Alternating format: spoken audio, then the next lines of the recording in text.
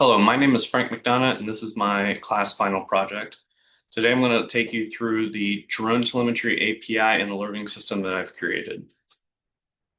So the problem that I'm trying to address is that when drones operate beyond the line of sight, traditional radio telemetry fails. What this basically means is that when your remote control is controlling your drone and you can't see your drone anymore, more than likely you've already lost all of your real-time data. You're not going to get any alerts to your remote control.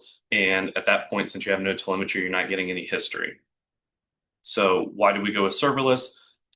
Not only because we learned a lot about that in this class, but also because there's basically no costs if we go ahead and go with the serverless functionality, which allows us to use the API gateway within Lambda, a DynamoDB, as well as a few different resources that we will get into. So the solution is a fully serverless AWS architecture that, as I put out, receives, stores, and alerts on the telemetry using cellular connectivity. So your drone has a cellular bit in it so that it can communicate with the towers and then hit the API gateway. And the API gateway will ingest the data.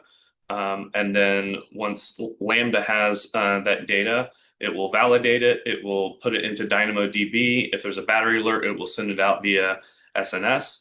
And then finally, we can use Athena to query DynamoDB, which will then allow us to put data into QuickSight so we can get some real-time dashboards. So let's go over all of that. Essentially, everything I just discussed now. One thing I will add is that instead of flying 3 different drones and collecting the data, I've created a Python script that will generate the telemetry needed, and it will hit the gateway, which will then trigger the Lambda functions. I've also included CloudWatch for logs and metrics. We'll get into that and everything else I think I've discussed so far. So the data flow. As I just put it, drone sends the data, Lambda processes it, stores it in DynamoDB, sends SNS alerts, as well as allowing the Athena connector to come in, do some SQL analysis, and then ultimately end up in the dashboard. We've talked about this a few times now, so that's essentially how it all comes together. Here's a telemetry payload that's coming in via JSON into the API gateway there in the middle. So the API gateway, it's going to be a post method using Lambda, and it will include throttling and rate limiting. For my particular use case, it doesn't really matter using the script, but if you wanted to throw a few hundred drones at it, you can use that feature to ensure that it doesn't overload the rest of the system. The Lambda function itself is going to actually take the JSON payload. It will validate it. It will record it to DynamoDB. It will check if the battery is below 20%. Or sometimes 30%, depending on how you have it programmed. It will then trigger an SNS alert if there's a low battery. In this particular case, I've got it set up to do my email. We went ahead and used DynamoDB because it's what we learned in the class. We set a composite key of drone ID and timestamp, which essentially gives us a unique key that we can then filter on within DynamoDB. And we're going to go ahead and store the drone ID, timestamps, battery levels, latitude, longitude, altitude, speed, and heading, which is pretty much all the information that we're generating. And if you wanted, you could add more. SNS alerting, as I mentioned, we go ahead and send it out via email. You could do SMS, you could do push notifications, or you could even trigger other Lambda functions if you wanted to extend it. The one thing I did learn here is don't use first in, first out. I had that set up incorrectly at the beginning. I was able to use CloudWatch to figure that out and eventually moved over to standard. That brings me into CloudWatch. I can't tell you how many times I ended up having to go into the logs, so I stored everything coming into CloudWatch so I could monitor and debug it. Amazon Athena was interesting because while we've used Amazon Athena before, I haven't used it to essentially create the QuickSight dashboards. And so you needed to set up some queries from the DynamoDB so that you could use QuickSight. And QuickSight's something that we haven't used in the class, so it was fun to dive into that. The QuickSight dashboard, as I mentioned, it connects using Athena, which then has a federated query into DynamoDB. So the database is basically always current. I don't have to dump it and import it or anything like that. You could use auto refresh on the dashboards, but that costs a little bit extra. And then you can also turn on streaming from the DynamoDB as the data is coming in, but that also cost a bit extra money, so I didn't do that. I will tell you that I got stuck on this for a little bit with the IAM policy because you have to set up some permissions, and that was an interesting time to troubleshoot. So let's go ahead and run through a small live demonstration here.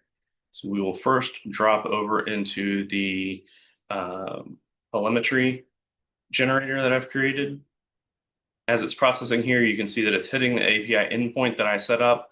It's essentially giving mock data for drones 1 through 3, and I've set it up so there's a 30% chance that any particular data that's coming through is going to have a low battery alert. As you can see in the third one down, we just generated a low battery alert. And also, since we're using DynamoDB, all of the historic data from all the other times I've run this is in there. So we will move on beyond this because now we have enough data. Let's move over into AWS.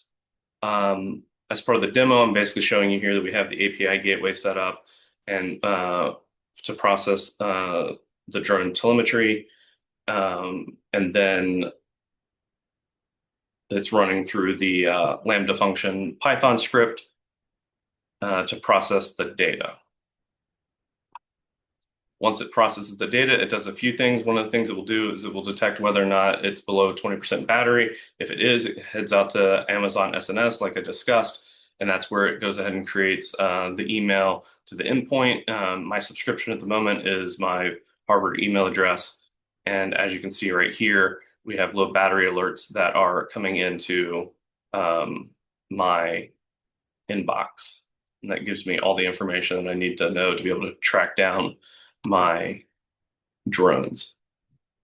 Here in DynamoDB, we have all of the items that have come in into the table, and it shows, again, the altitude, the battery level, latitude, longitude, speed, and which drone ID it is. So I can essentially look through all the data and I could run queries on it, which also having this data allows me to eventually get to the dashboard, which is where we're headed. So to get to the dashboard, we need to use Athena. In this particular moment, you can see that I've essentially created a data that have the database source set to DynamoDB. And then I've created a query to make sure that I can query all the data as a test. And we set that up so that we can use QuickSight to pull in the data. Now over here the Quick Suite to be able to process the data, which goes into QuickSight. They kind of one is part of the other, but essentially I set up the data source. The data source is the drone analytics, which then pulls the data in. Like I said, I had to set up some permissions here. And then, we've got different usage and stuff like that that's happened over time. Now, eventually, what you end up having is your dashboard that I've created. And here is an example of the dashboard as soon as it loads. Let's, while that is loading, yeah, there it goes. So as you can see, the sum of speed, the sum of the battery, essentially is all live data that has come in since I've been running this. And the timestamps are down there. You can design this dashboard however you want, but battery levels are going down over time, as you would expect. The speed is also going down over time, as you would expect when the battery goes down. And then each drone I've got set up so you can figure out what the average battery life ends up being, which kind of helps you figure out things with your drones over time. Figure out if your batteries are going bad or whatnot. So moving on, here's the dashboards that I was just showing you. And what we learned was that permissions are important.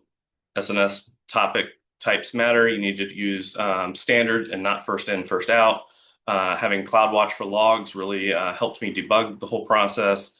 Um, the using Athena to be able to get the database data from DynamoDB worked really well. It was better than trying to use the S3 buckets for that.